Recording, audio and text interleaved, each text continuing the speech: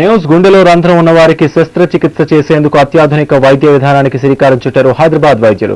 Heart లో గొడుగు లాంటి పరికరాన్ని అమర్చి గంటలోనే చికిత్స పూర్తి చేస్తామన్నారు. పేషెంట్ 24 గంటల్లో కోలుకొని అన్ని పనులు చేసుకోవచ్చని వైద్యులు చెప్తున్నారు.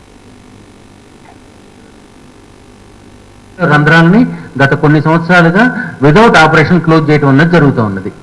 సో జరగటం వల్ల ఏమవుతుందంటే ఎస్పెషల్ గా మనం ఏట్రల్ సెప్టల్ డిఫెక్ట్ అంటే ఏదైతే గుండె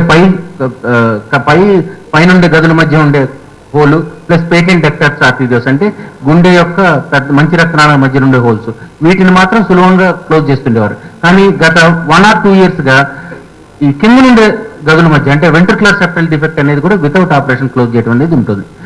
కొంతకాలం గడిచిన తర్వాత ఏదైతే మనం పరికరం వేసామో అది కరిగిపోతుంది, గుండెలోనే కలిసిపోతుంది అన్నమాట. గుండెలోనే అది అక్కడ ఉండి దానివల్ల క్రమేణా సమస్యలే వచ్చే అవకాశం లేదు. Hero Nitin, heroine